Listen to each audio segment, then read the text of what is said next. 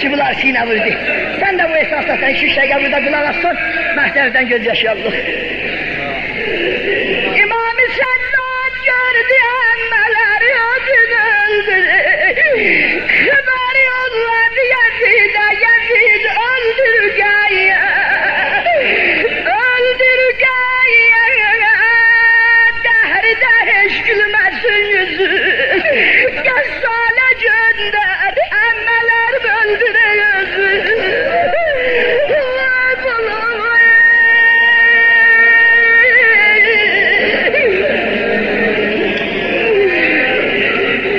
Esirler hamı meşgul edir nale.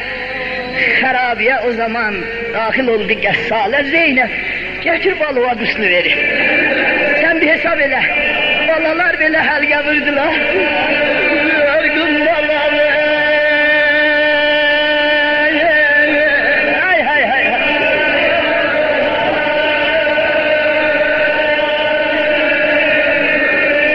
Akşamay balaların özeliyle gebre koyanlar. Güleştiler.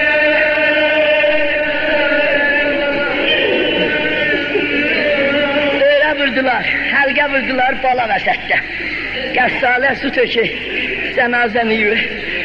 Töhdü suyu Gassale, islandı qara teller. Ağlar bakdıkça qara zülfə, ağlar qərəmə zərlər. Səsləndi xanım Zeynəb, Gassale əlin sağla. Sən Allah Zeynəb gözünü öpsün, ondan kəfənim varla.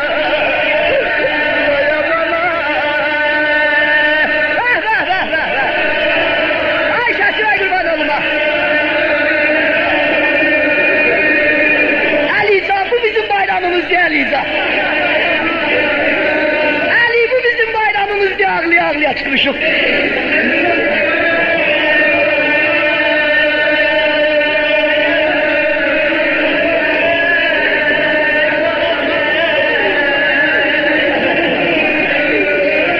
Ağlar resmidir deden nene. Oladın o yokun famili iki vak balanın yüzünden öper, alnından öper.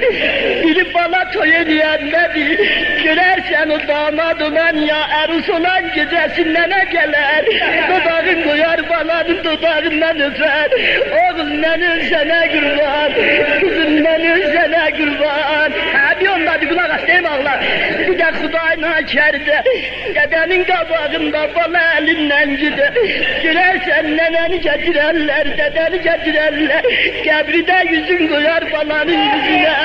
Böyle çürüke yeni koydular kebre. Hüseyin yoktu. Nenesi Rubab'da hayasından gelebilmiş. Gördüler Zeynep geldi kabağa. Yüzün koydu bala yüzüne necir boy okşadı. Kızım daim göremezler. Salanem ölsene kurban.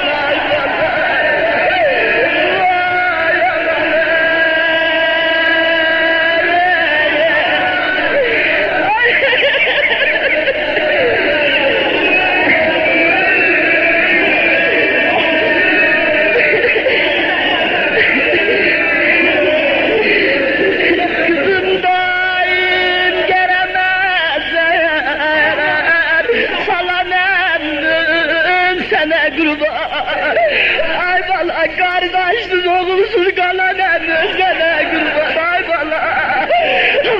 Ay bala.